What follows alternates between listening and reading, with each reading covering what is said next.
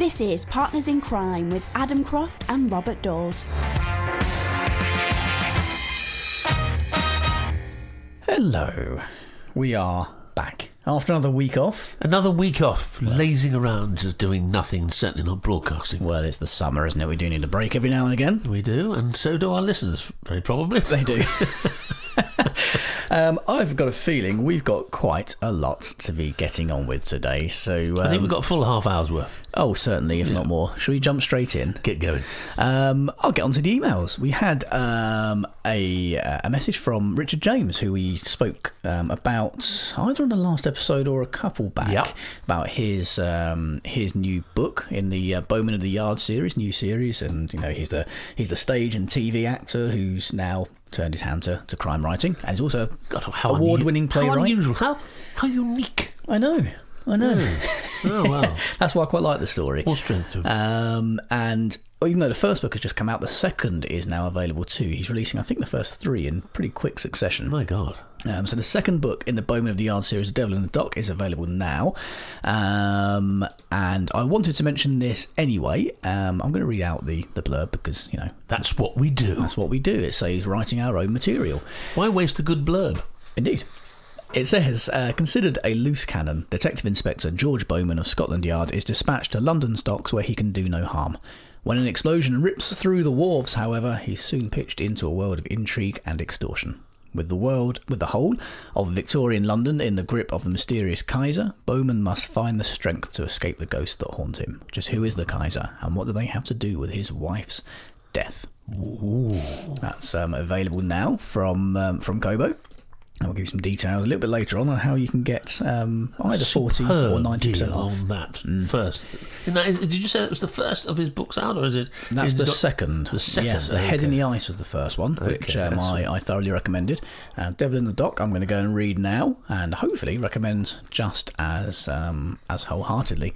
But he got in touch actually to mention that we talked about, I think it was last episode, 10 crime series you might have forgotten. Yes, I remember it very well. The TV shows, didn't we? More than I remember most of the programmes, it's what they say. Well, here's one we forgot, and that the article forgot. Richard says, it failed to include the doomed crime traveller with EastEnders Michael French, which is a cross between Doctor Who and Poirot and disappeared up its own time vortex after only one series. Do you remember that? I sort of... Michael French disappearing up his own vortex. I don't remember that. No. But I sort of have a vague memory. That would have made the papers, wouldn't it? It sounds a bit like my favourite when I was a child, Adam Adamant, which was someone who was sort of... I remember Adam Ant. Adam Adamant was I think played by an actor, well I know, called Gerald Harper, and he was a sort of a Victorian detective, and I remember he was quite famous for having a sword stick, and when I was 7 or 8 this was extraordinary. You could actually buy sword sticks, plastic ones of course, and he had been transported into the 1960s, it would have been then, and there he was, this Victorian detective walking around. It was the first time travel thing I'd really seen on television, and it worked very well, and that sort of stayed with me. I was Adam Adamant for at least the summer holidays back in 1960.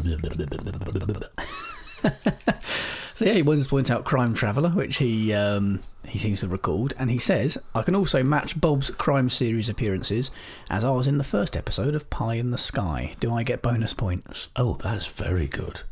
Of course you do. Bonus points are us. Yes, so there we go. That's fantastic. And that sounds like a great read. I'm going to get that. My great grandparents on both sides of the family worked in the Victorian docks. They were both supervisors for Tate and Lyle, the sugar company, and I can remember stories coming down about the extraordinary things that went on in the docks. And that place is still there, isn't it? A Tate and Lyle factory on the Thames. Yeah, it is. It is. And so they were there, and they the other great grandfather, I think I may have mentioned it before, was a copper at the time of Jack the Ripper, and in that particular area of London's East End. Was he ever suspected? No. About the only one who wasn't? About the only one who wasn't, yeah. But he never talked about that, apparently. That's why. So he probably was. That's why. We've both got serial killers in our... we spoke, didn't we, about about my family history, probably a few months back now on Partners in Crime, when I discovered that I didn't have a serial killer in my my family tree, but I think it's my great-great-great-grandfather killed his daughter and then turned the gun on himself. Oh, God, that's right. I which remember. was it was an article. Which was fun. It wasn't a German paper, was it? It was no. It was a front page of a national newspaper at the time, which was like the second biggest one in the country at the time. I can't remember what it's called.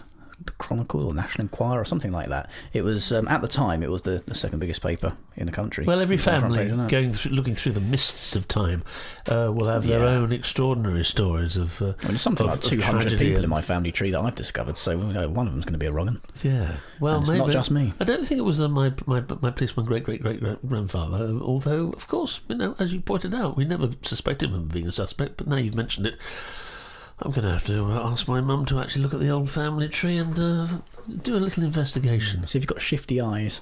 Right. Well, see if they're too close together. Maybe. I haven't actually got naturally shifty eyes, but I can act them. My right shifty eye is much better than my left, I believe. Yes, so that's why I favour camera with that one.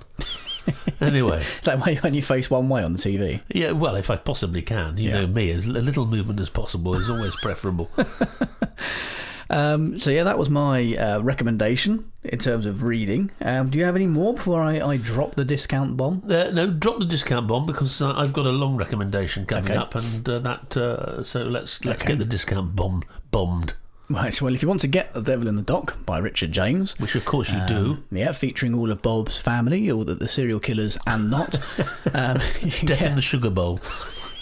You can get that from. So I was trying to think. I was trying to think of another sugar murder-based pun while I was saying that, and I realised I'm a man. I can't do two things at once, so I just ended up bumbling. Go to Kobo.com and grab The Devil in the Dock by Richard James, the second in the Bowman of the Yard series. If you have never bought a book from Kobo before, use the promo code CRIME at the checkout, and you'll get 90% off that first purchase from them. And if you're an existing customer, you can use the promo code PARTNERS, and you'll get 40% off of all your purchases moving forward. Well, that never ceases to be an extraordinarily generous offer from Kobo, does it? Very much so. Week on week. Marvellous. Right, well, it is that time of year, or soon to be that time of year, crime lovers everywhere. From the 18th of July to the 21st, that's the Thursday to the Sunday, it is, of course, the returning wonder that is the Theakston's Crime Festival in the beautiful Yorkshire spa town of Harrogate. This year has got an extraordinary lineup. It always does. It is an extraordinary festival and always has the very best in crime writing and the finest crime writers in the world. It's an international festival. Now, so I'm going to take you through some of the things that you might be interested in. I mean, if you get a chance to go, I mean, if you're abroad, obviously you're not going to be able to make it, or if you're visiting the UK, maybe you'll sort of put it on your itinerary. I can't recommend it highly enough. It is an absolutely fantastic festival, set in the Old Swan Hotel in Harrogate, very famous as being the hotel that Dame Agatha Christie disappeared to, suffering from amnesia, and caused a national sensation and manhunt, or Queen of Crime Hunt. And there are lots of conspiracy theories about that abound, so I'm sure most of you listening to this will know that, but this is the hotel that she went to, and it is extraordinary. It's a beautiful setting, and it's a wonderfully organised festival. This year they have got the most extraordinary lineup. I'll just start on the Thursday. This is the 18th. A dear friend of ours, Partners in Crime, Kate Rhodes, is doing a session with Isabel Ashdown on creating chilling characters, which will be fascinating. So this is a festival that you can go to if you are an established writer and you want to just meet friends and learn what other people are doing and whatever. If you actually are interested in writing and you're just starting, or you're setting out into the foothills and beginning your climb, it's a fantastic and inspiring experience to go along and listen to all these extraordinary workshops and talks, etc., and become even more inspired. If you just love reading crime, it's the most fantastic place to go and meet your heroes and the people writers that you love, because there's always going to be someone that probably probably many of the writers that are amongst your favourites, and this year is no exception to that. So that's on the Thursday. Kate Rhodes is doing that. Simon Brett and David Mark are doing a workshop on getting your plot in the right order, which maybe I should book that session. And a very interesting one on the Thursday as well. It's called The Dragon's Pen. See what they've done there?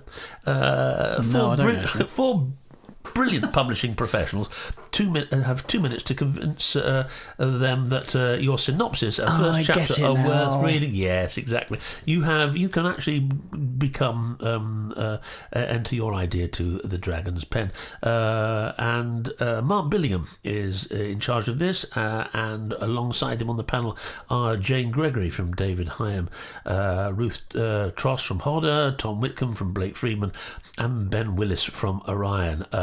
Seasoned pros with huge knowledge, and they will give you some idea of what they think your book, your novel, whether it was an idea that they think is worth following. I'm sure some may leave that disheartened, but others may leave it with a publishing deal. Who knows? So that's very, very interesting. And the weekend goes on. Now, you can book You got an email, by the way. Have I? Didn't you hear it? No, have I got an email? Was it out the noise? Oh, is that what it is? I never taken any notice of them. You can get weekend breaks. You can get special tickets. There's a Friday Rover, which is £93 per person, which includes 7 events in total. Saturday Rover, which is £105, including 8 events in total. Or a weekend Rover, £236 per person. That includes 20 events. So I'm sure you can get something for the whole thing. So this is the 16th festival, I believe, and Theakston's the brewery and maker of very fine beers are its sponsors and have been for some considerable time, and are great supporters of the crime fiction genre, and express it in this very generous manner. Now, we have special guest stars if you're in Yorkshire during that week. James Patterson is visiting. James Patterson is a brand in himself, an ad man turned author. He outsells them all. He certainly does. The philanthropist and publishing powerhouse currently holds the Guinness World Record for the most #1 New York Times bestsellers, and has been the most borrowed author of adult fiction in UK libraries for the past 11 years in a row. So he's going to be talking at 9 a.m. It's an early start for James Patterson, book your tickets for that. I'm sure it's going to be absolutely packed out. Who else have we got? I'm getting through this because everyone is a sort of a session that I would like to go and see. We've got Rachel Abbott and Steve Kavanagh at 2 p.m. and in Pace they're talking about Clear Kick starts hearts from the flat line of fiction as authors ramp up the tension. Breathlessly racing against the clock are the #1 Amazon best-selling authors Rachel Abbott and Steve Kavanagh, the man behind the propulsive narrative-driven The 13, which we've talked about. So that looks like a good session. It gets even better. Antipodean Noir with Stella Duffy, Jane Harper, which is something to book a ticket to make sure you've got a session to see that, with Craig Sisterton. Sisterton, our dear friend, who is a walking encyclopedia of all things crime, and he'll be interviewing those authors, and including, in fact, there she is, Vanda Simon as well, whose books we've reviewed and we've talked to. So that's a great panel at 3:30 on the Friday, and I'm going to go through the rest very quickly. Friday, Joe Nesbo. Ever heard of Joe Nesbo? Never heard Well, of him. his new book is out, Knife, by Joe Nesbo, which, as anyone knows, follows the extraordinary investigations of Harry Hole. And in this case, he assures us Harry Hole is facing his darkest case yet. Well, I've never known him not face one of those, so this is going to be on my reading list for the summer. Have you a Harry-shaped hole in your life? Form a disorderly queue. He's back. When the queue last snaked outside the Old Swan for Nesbo, it prompted a journalist to dub the audience as Nesbo Maniacs. Selling 40 million books in 50 languages, he's got us hooked on Hole, Oslo's troubled alcoholic detective, and he certainly has. So he's on at 5 p.m. on the Friday. And that's enough about my Harry hole. A Harry-shaped hole, was it says? A Harry-shaped hole. And I'm cutting through. Now, there's one on the Friday at 8:30 p.m, which is of interest to me. Glasgow-born MC Beaton is the creator of Agatha Raisin, which, as it happens, I am currently filming down in the West Country. The bouncy public relations maven turned amateur sleuth with a lovable streak. A veteran of Fleet Street, Marion worked in New York as a journalist before returning to Scotland, where she created Hamish Macbeth.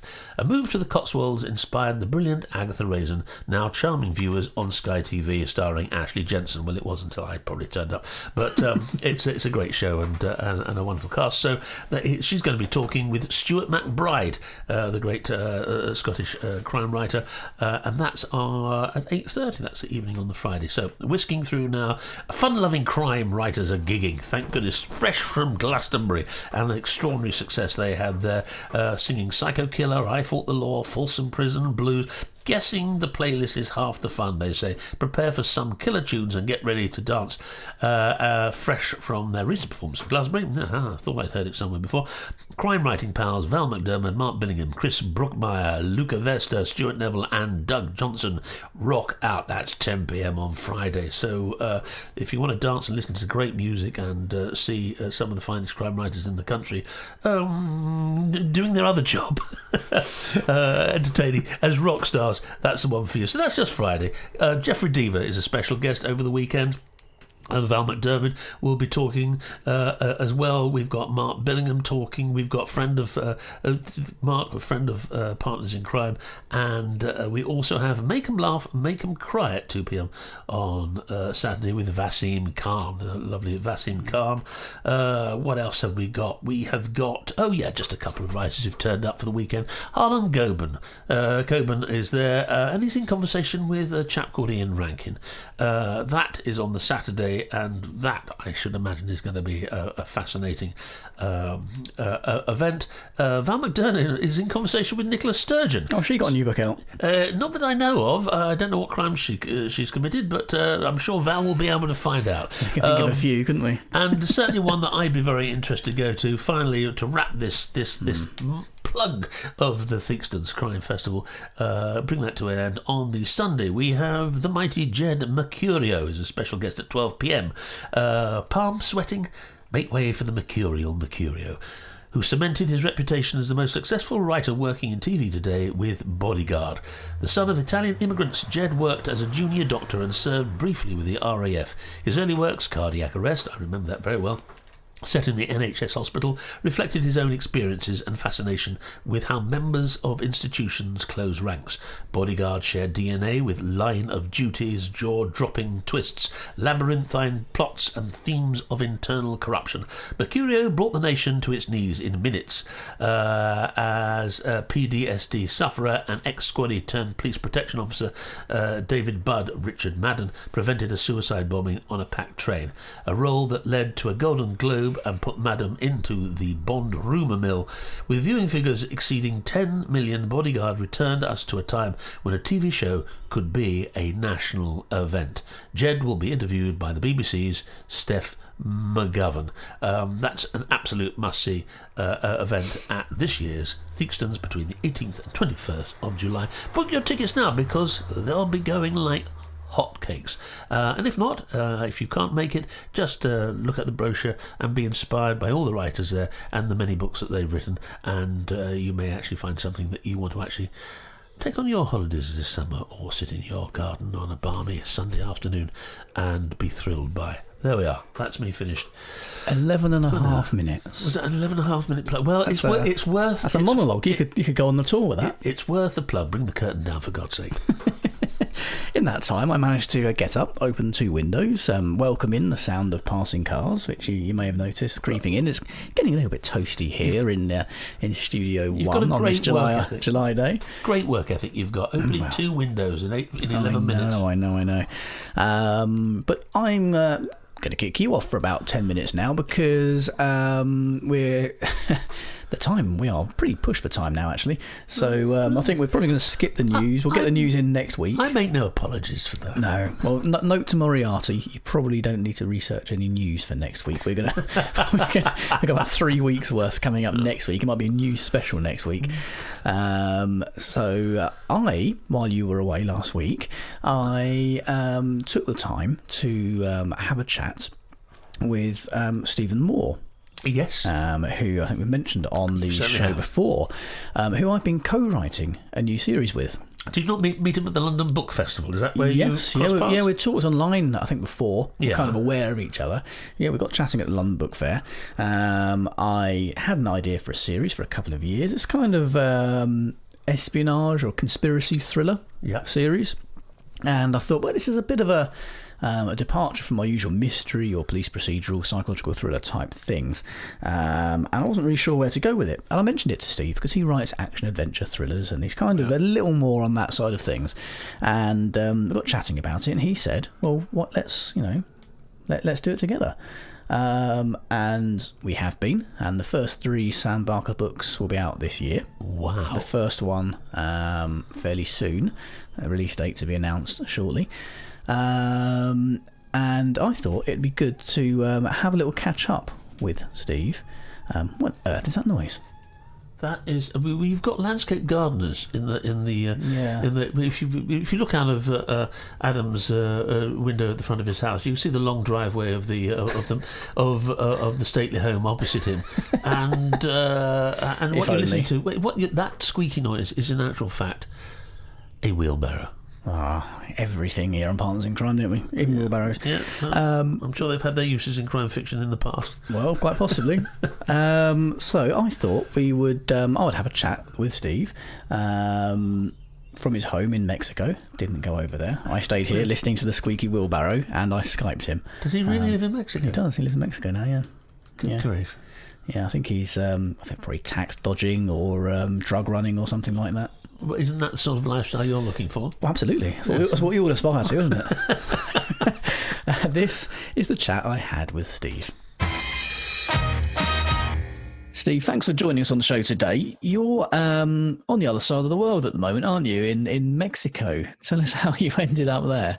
Yeah, that's right. Thanks for having me on the show. My wife and I have travelled a lot since we met almost a decade ago, and we wanted a home base. And obviously I'm English, she's from California, but we settled on somewhere neutral, and we discovered this town after a recommendation, San Miguel de Allende in the Central Highlands. And we came just for a month to visit, and we bought a house in the 3rd week. And we've had a home base now ever since. And we spend half of our year here and the other half on the road. So yeah, beautiful town and very lucky to be here. Wow, it does sound lovely. You've had some interesting weather there this week, haven't you? Yeah, it's summer and it's gorgeous weather, blue skies right now. But at midnight last night, I was awoken by the loudest hailstorm I'd ever heard. And the pictures from downtown this morning are crazy. Things are being washed away. Roads have been destroyed.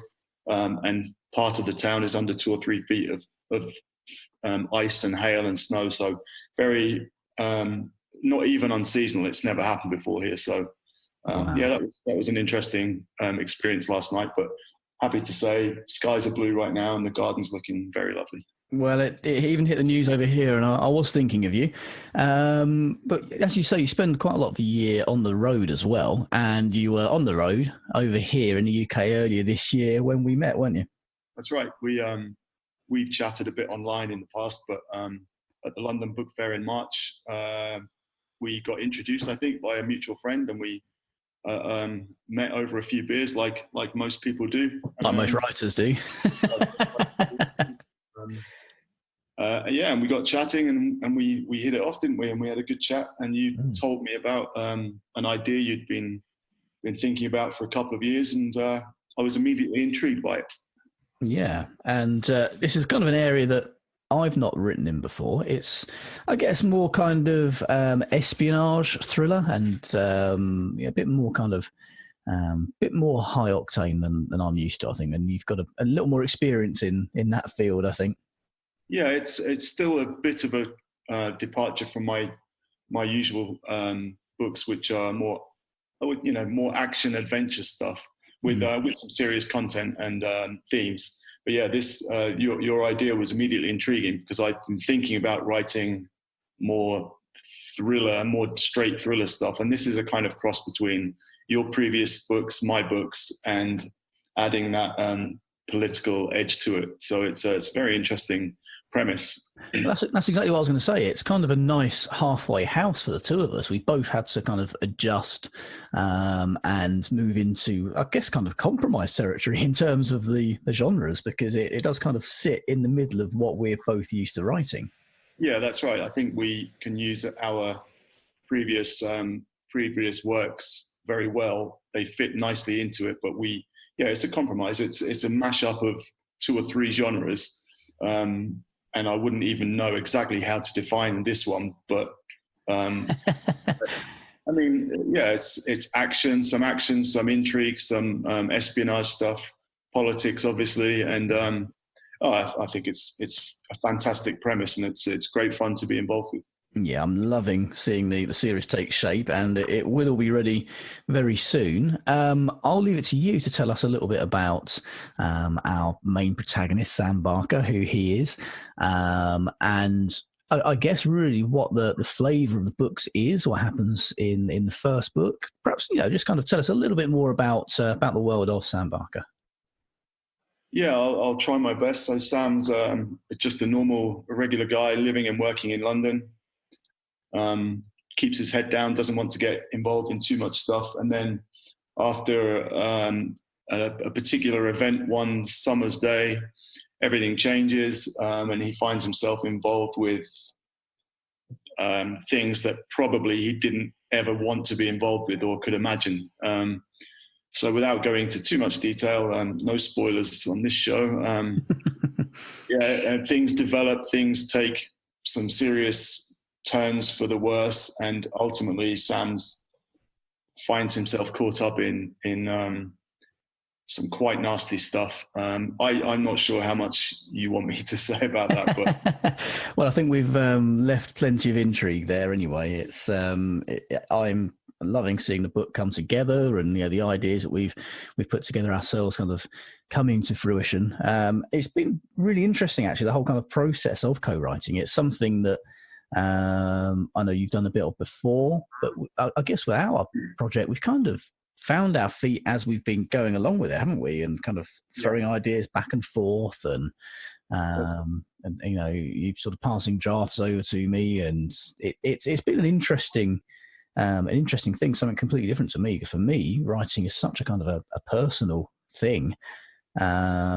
It's just been a real eye opener for me, and it's something that I've kind of taken a little bit of adjusting to get used to, but that I've really, really enjoyed. Yeah, for me too. It's still new to me. I have written a couple of books with another guy, which is where I kind of learned everybody collaborates in different ways. And the other books I've written have been they're excellent, fun books to write, but the genre is a slightly easier genre to write, so it was much more of a relaxed process. Ours is a bit more serious. We've had to do a lot more research for this, so there's a lot more back and forth between you and I. So this is new for me too, and it's a step up in terms of commitment, I suppose, because, like I said, this is a much more difficult genre to write in because things have to be more correct, more accurate. Yeah. But it's been really fun going back and forth with you about our ideas and seeing it develop, and I'm super excited to be involved with it. Yeah, me too. First book in the series will be out very soon. Release date to be announced shortly. That's Absolution, with the following 2 books following hot on the heels after that, and hopefully plenty more to come afterwards. We've tied ourselves into a bit of a pattern with the naming of the books, haven't we? Which hopefully should give us 26 in the series. Could be. I mean, I think the potential is there. Really, I know that we have lots of ideas, and with the theme of the titles, yeah, for sure. 26 seems ambitious, but I see no reason why why we couldn't do that if people enjoy the first 3 books enough. Yeah. Then But as long as it's selling like hotcakes, you mean? something like that, yes. Well, we'll let all the listeners know when we're a little closer to announcing that and having that up for pre-order and getting the world, the Thrillerverse, to meet Sam Barker. I'm very excited. I know you are too. So yeah, thanks for your time today, Steve. Thanks very much, Adam. Have a great day. Well, how about that then? Well, that is extraordinary. 26.